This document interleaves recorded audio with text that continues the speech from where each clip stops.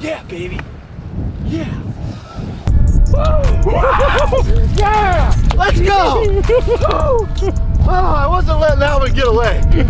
That was not turning and going the opposite way, was it? Let's go! Woo! Oh, there ain't much left of them, is there? Woo-hoo. Smoked them. Look at this. Look at this. All right. Yeah, so this morning we came in here, and the last couple mornings we had birds actually fly down from the roost on this side, and then they'd make their way over to us.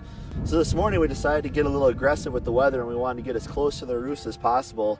We got 25, 30 mile an hour winds here, and so we actually came in here nice and early, snuck up, went right under where we thought they were roosted, got set up, and it wasn't too long. We heard a couple gobbles, and right as it got light out, we had two toms fly down to our left here, and from there it only took another minute or two for them to come into the decoys.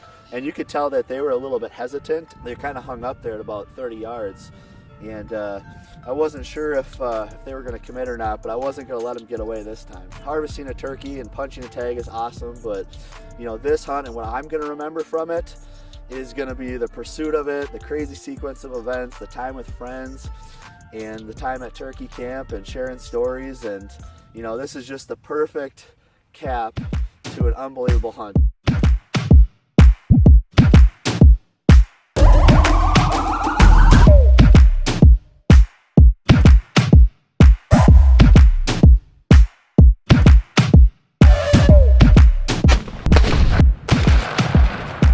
Yeah, baby.